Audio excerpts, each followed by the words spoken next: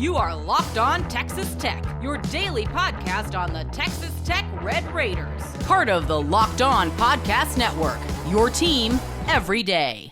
Great to be with you again on Locked On Texas Tech on the Locked On Podcast Network, your team every day, always free and available on YouTube or anywhere you get podcasts. And thanks as always for making us your first listen. Today's episode brought to you by the College Football Playoff. It's here. You don't want to miss a moment of the action. College Football Playoff presented by Allstate begins with 4 first-round games coming up December 20th and 21st on ESPN, ABC, TNT, and Max. With the only Chris Level, I'm Casey Cowan. Chris, great to be back with you. Frequent company we're keeping these days as we keep a watchful eye on the transfer portal, and we will get back to that, particularly from a Texas Tech defector standpoint on this episode. So much consideration of what's coming in. We'll check in on what has been going out. And also in general, I'll be darned interested to find preparation for a bowl game is ongoing with the Texas Tech football program and a media availability this week, Chris, with some coaches and players alike. I want to get to one specifically who's in a big spot in quarterback Will Hammond in just a moment, but also open to some general takeaways as you checked in on a team that's got a game left to play. You kind of forget that over the last couple of weeks. I'll be darned. Indeed. Indeed, I will be darned. That's right. That's awesome. Yeah, it's a lot going on at the same time. You forget that behind the scenes, there's practice, there's a lot of preparation, and trying to juggle all this because, typically, and I think some of the guys yesterday were asked about this. Like all this portal stuff that we're sitting here talking about, whether it's exits from your team or incoming from other teams potentially onto yours, that's one of the things that like it spills over, on into the same conversation because you're out here, doing bowl practice and all the stuff, and a lot of times there's portal visitors sitting over there off to the side and and all that. And that's what, like a couple of the players were asked about it, and like I hadn't talked to any of them. And then some of the other guys were like, yeah, I hosted him, or yeah, I told him, I gave him my pitch. In fact, I think it was because some of these have been announced by the school. So like Reggie Virgil, is like the receiver that you added. Yeah. I think Caleb Douglas was asked, hey man, did you talk to him? And he's like, no, no chats. Right.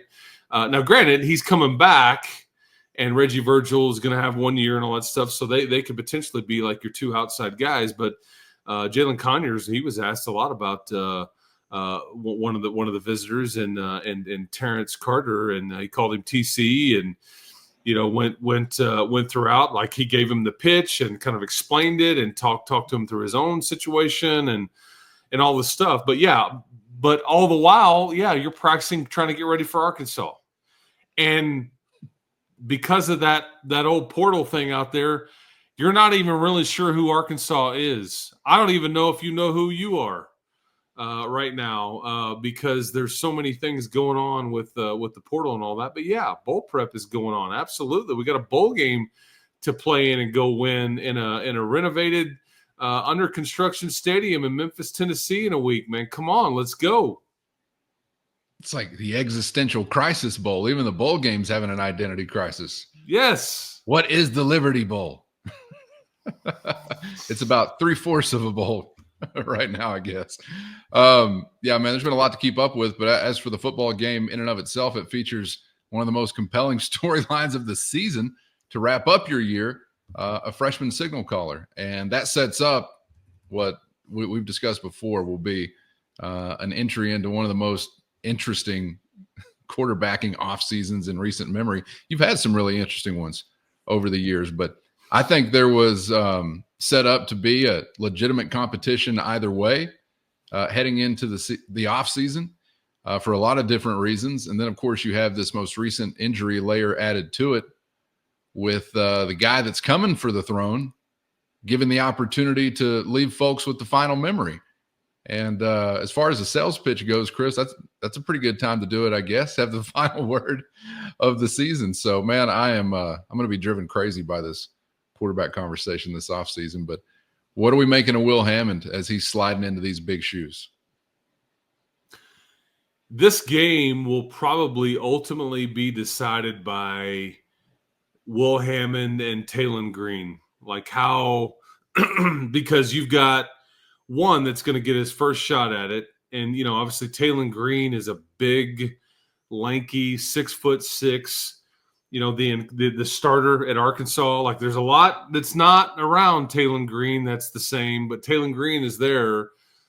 There's a lot around Will Hammond that is the same, but there's some differences there too. Namely, the play caller and we'll see about receiver and running back and left tackle and all those kinds of things. But these two kids will probably ultimately decide this game one way or the other by how well they play or how they don't. And that's not – I'm not reaching there by telling you, the game's going to be decided by quarterbacks. But who can handle this situation better with a lot different around them is ultimately going to decide this deal. And I think people are going to really love who Will Hammond is.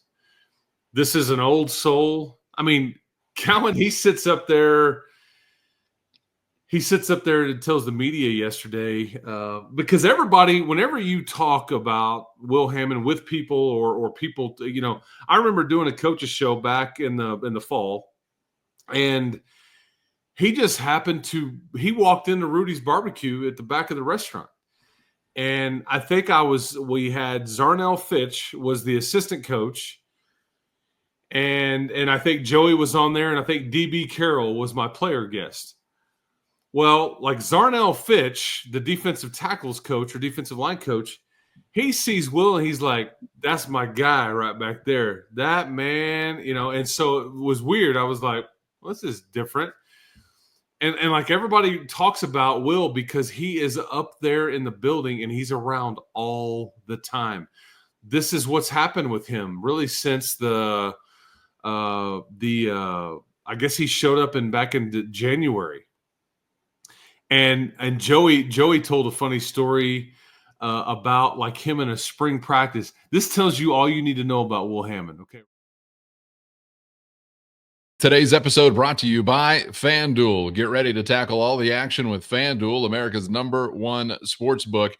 And right now, new customers can bet only $5 and get $150 in bonus bets if you win. The FanDuel Sportsbook app gives you everything you need to place live bets on the NFL and a whole lot more, all in one place. So when you get a hunch, a gut instinct in the middle of the game, you can check out the latest stats, view live play-by-play, and so much more, all on the same page where you place your bet. Just visit FanDuel.com to join today, and you'll get started with $150 in bonus bets if you win your first $5 bet. That's FanDuel.com. Never waste a gut feeling again, and make every moment more with FanDuel, an official sportsbook partner of the NFL. Today's episode brought to you by PrizePicks. Testing your skills on PrizePicks this football season is the most exciting way to play daily fantasy sports and the best way to spice up any game, anytime. You think you got what it takes to win up to 100 times your money? All you got to do is select 2 to 6 players, pick more or less on their projected stats, place your entry, and boom,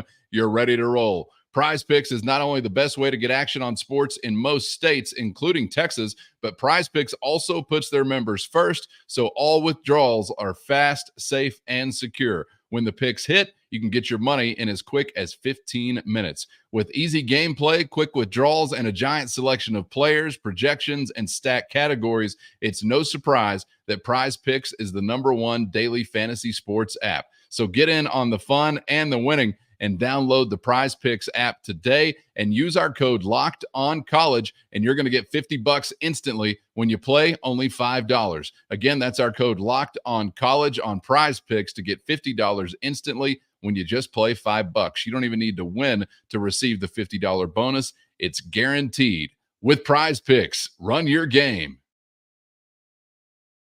This tells you all you need to know about Will Hammond. Okay, right here. I'm going to sum this up in a very succinct, real quick story. And I can't remember who the player was, but Will's running out to the field in a spring practice, and Joey says he pats somebody on the butt as he's running by and tells them, "Hey, we took our jerseys in out here," and he keeps running out to the deal, and it's like, this is a brand new player, and like Will's not being a jerk about it. He's leading. He's like, "Hey, we got a standard out here." As simple as like, "Hey, we tuck this in," or whatever it was, and that's when you kind of knew, like, "Oh yeah, this is different here."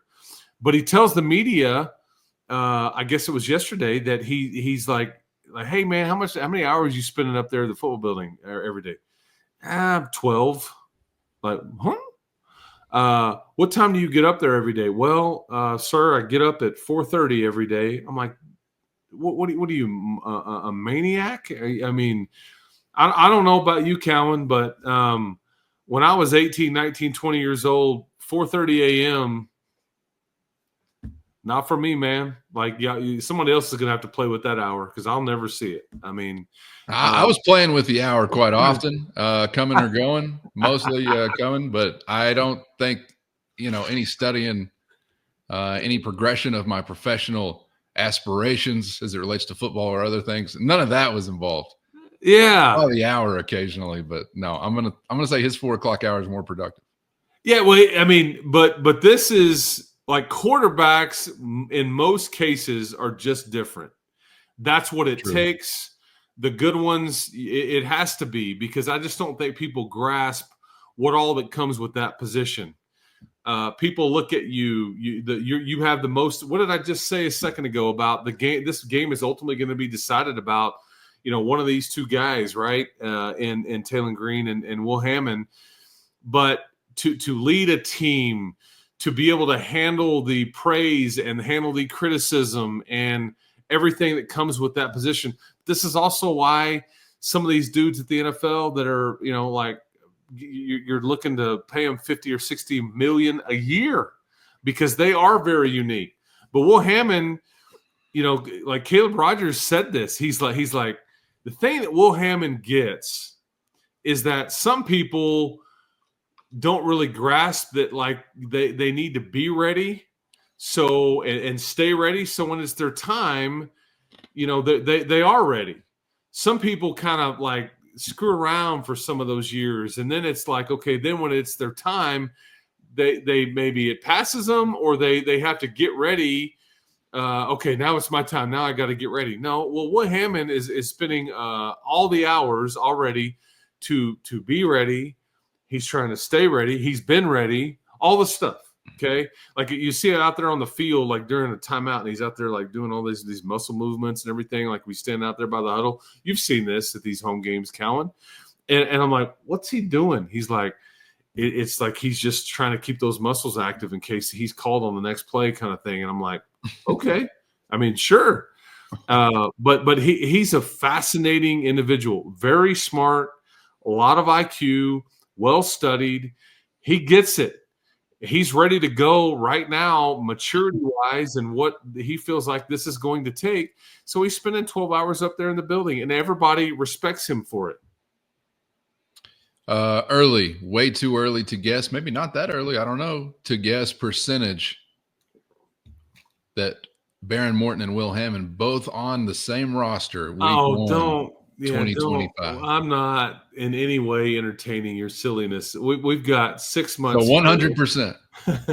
I mean, that you can answer 100. That's fine. Because there's gonna be a lot of entertaining that this offseason. I know. I'm all right, we don't have to get into it now. We got the entire offseason to get into it. I would say with any of this portal stuff, and you just don't know. I'm not going to answer 100%. No, just because I would say 99. How about 99. that? 99. All right. Yeah, just 99. Because, yeah, I mean, you know how this is going to play out, especially, and I hope he does, especially if the kid has a great game. It's like, oh, here we go. I mean, it's just going to make my head want to explode. Because here's the thing.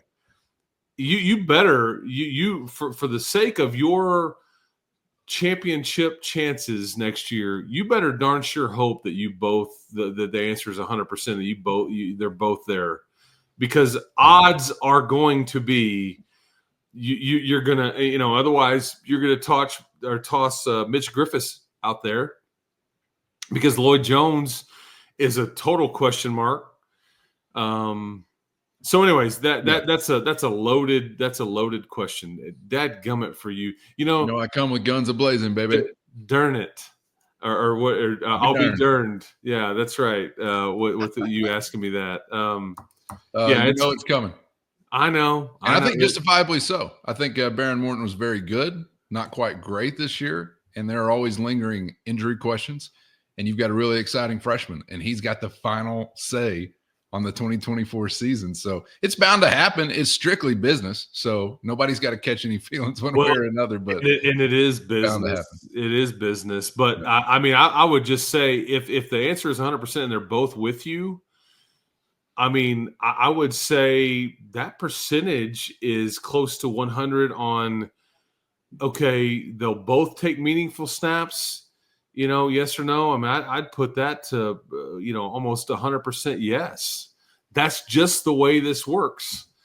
And we've obviously been on the wrong side of it because, you just had a kid play, 12, started all 12 games and the other kid took meaningful snaps. Yes. So that's just how this deal is going to go. And one guy still represents in a very significant way, even if next year is not his year. Will Hammond represents the future. So there are clearly things you're looking to keep intact as far as the progression of the program in that position. So it's going to be really interesting. I'm excited for his opportunity. I hope he lives up to everything that everyone suggests about him. Well, and I think genuinely, the people in that building are excited about not just him as a player and all that, but about him getting this opportunity. Look, you wish you had Baron, and just so we can clear this up on Baron's injury or elective surgery, I guess it was. We have no idea, and I don't know. I think it would be inaccurate. I hope I didn't ever say it like this, that he was hurt all year. I just speculated if he was 100% healthy. I think you heard me say this 10 times throughout as some of those throws were missed. But obviously, because I don't think you're putting him out there if he's not healthy enough to play, right? Which they did and all that. I think the key word here is elective. As I get older, I've got something in my shoulder. It's a little catch when you kind of do certain things with whatever, and I'm like, you know what? I'm probably just going to live with it, man. I don't want to get cut on and walking around like this with my arm in a sling for the next whatever months and trying to shower or brush your teeth or whatever you're trying to do and just live sucks whenever you're dealing with being encumbered. Okay, so but he. I think Baron wanted to get fixed so he could be 100%. I think that's the best way to focus on that. I don't know at what percentage he would have been at. He was obviously, healthy enough to play, and I think Tech's medical staff does a phenomenal job. But it's just worth mentioning he clearly wasn't 100%, or he wouldn't need elective or wouldn't have the need to go get elective surgery. You know what I'm saying? And so I don't know. For fun. Yeah, exactly. I'm going to put myself on the shelf for the next 4 to 5 months just to see how it feels. Because, I don't think that. Missed the bowl game. That's right. And that's why I hope that people remember, we said this the other day, but I hope people remember when they remember Baron's year that, I don't know, is that asterisk just teeny? Is it a big one? Or I don't know. I don't know if it, but that's worth pointing out that there was some shoulder surgery that he elected to get done after. I think it's over. just part of his storyline. Doesn't have to be like an asterisk or anything. Fair. It's what his story has been, which has been playing through injury for the majority of his time.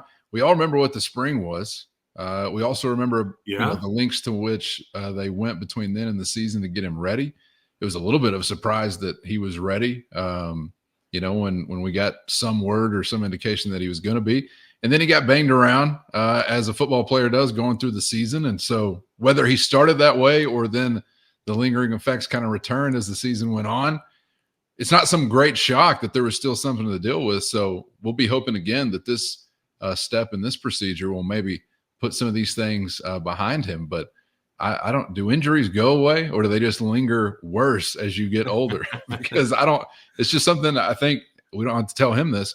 You're having to learn to deal with. So the off season is not quite here yet, but when it gets here, it's going to be a really interesting one, and it'll be made more interesting by whatever happens at this position coming up in Memphis on the 27th. Yeah, typical males though, we always want to. Man, it's kind of bothering me. It'll just go away. I'm not. Yeah, I just or you rub some dirt on it, or you have another sip of whiskey, and it's like, okay, well, it doesn't hurt as bad now, and then it becomes a habit. This is just there's also been examples, I think, speaking personally, whether considering my own well-being or like the well-being of livestock, I think an appropriate response first is to always do nothing and then see if you have to do a second step or if it. Oh, yeah, true. Because you don't want to slip right on into spend money first chasing this and then compound the. So I don't know. It goes both ways, but either way, we know which way now number 2 will be headed, and that's toward a procedure. And Will Hammond is headed for a big opportunity, and we're all headed for some very interesting conversation leading up to week 1 of 2025. And I here's what else is interesting is that you're going to get the Juice Johnson version of Will Hammond is from a skill set play calling standpoint. I think that's kind of interesting to note. What differences in this game as it relates to tempo, as it relates to, I mean, again, some of the personnel that you may have or may not have or whatever. What does all that look like? I mean, is there any big picture takeaways? But watching Will Hammond compete, what he does with his legs and just how he commands the team and how he throws it and all the stuff, I think is going to be very, very interesting. And he was point blank. Hey, man, who do you spend all your time up in the building working with? Who do you throw to all the time? He's like, CD and Coy. I'm like, well, I feel pretty confident that CD and Coy are going to play in this bowl game. And Josh Kelly is the one that we have questions about since he was posting pictures from him and being in Florida the other day while the team's practicing and all that. But it's just like you can't emphasize enough when an old soul or a guy that kind of figures it out before everybody else and increases his window of being able to maximize his time and all that. That's when it can get really fun for people. So. We'll I guess we will see kind of what happens. Maybe will be take us to the promised land. I don't know. Before we get out of here, Chris, we cannot go an entire conversation without at least doing a little portal party boogie. And so we finished with that. This, as I mentioned earlier, on the defector front. First, today's episode brought to you by the College Football Playoff. It's that time of the year. The College Football Playoff is back, and with the newly expanded 12-team format, it's guaranteed to be bigger and better than ever, bringing you all the hard-hitting and high-flying excitement that you love. TNT sports coverage of the College Football Playoff begins December 21st, starting with the College Football Playoff kickoff show presented by AT&T at 11 a.m. Eastern. Leading into our first matchup, the SMU Mustangs battling the Penn State Nittany Lions at noon. Then the Clemson Tigers look to upset the Longhorns in a showdown at 4 p.m. Eastern. Don't miss a moment of the action. Watch the College Football Playoff presented by Allstate, live on TNT, True TV, TBS, and Max. However, and I'm curious about some of what's developed there since we last discussed Red Raider entries into the portal. I know we had missed opportunity, waste of a great nickname in Javion Boom Wilcox, who we never really got to utilize over the prior season. One of those guys that you don't really know what you missed because you didn't get a good look at it, unfortunately, out of everybody's control with some injury issues, things like that. But he or others getting your attention, any surprises, anything you think is noteworthy so far, or a lot of what you expected to kind of transpire as we get a little further into this window? Well, I think the thing that sticks out about this one is that, it's hard to miss what you've never had. But there's an apartment or house, I don't know where they were living, that is now empty, that was once filled with great promise, Cowan. Because now you're what, I don't know, 0 for 3, 3 for 3. I guess depends on your perspective here. But it's interesting to me that Jalen Peoples, Javion Wilcox, and Micah Hudson were all roommates this fall. And now pieced out. I mean, I don't know. Misery loves company. I'm going to cop. I mean, I have no idea what went on there, but I think that's more than a coincidence on that they lived together and that there was some unhappiness, and now they're all have hit the portal in different time frames and all that stuff. Wilcox was obviously the last of that. He was on the injury report all 12 games this year, never played it down. He came here, and it's not that big of a reach because he was kind of Micah Hudson's buddy there near Lake Belton, and then he came from TCU. And so, because, sometimes, and we'll see, sometimes the recruiting guys get it wrong. I know, imagine that. It's like, I know everybody. And again, I've been in this business for 20 plus years. And you play up to it, you defend it, you kind of go, yeah, I mean, it's an inexact science. It's all over the thing. But here's you a 5-star wideout. Here's you a fairly highly recruited corner, and then a 4-star safety, none of which to this point, fairly early in their careers, have done anything of substance.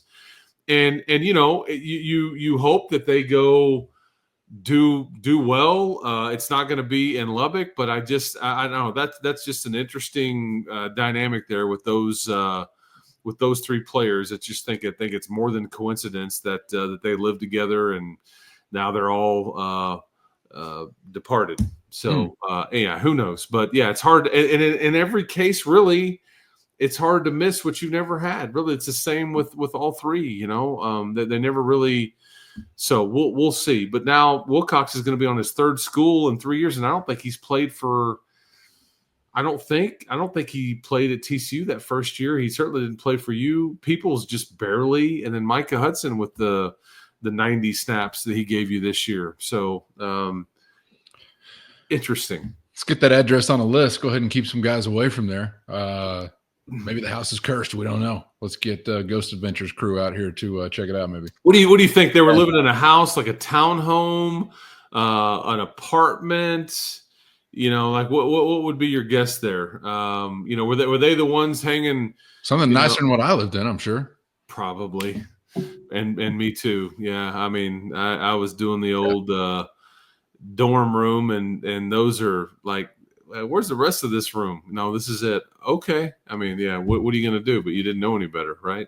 Yeah, shout out to the Holiday Manufactured Home Park, 4th and Toledo, baby. We were cooking up ideas in that living room, too, that were not fit for regular conversation, but thankfully they just didn't impact Texas Tech football. So nothing. Young people in time, right. they can come up with some ideas, man. Idle hands lead to the devil's work, I guess, or yeah. Probably weren't idle all the time. Yeah, Chris, I appreciate the insights as always, man. I'm sure we'll be back together soon as we return to portal additions for Joey McGuire and company.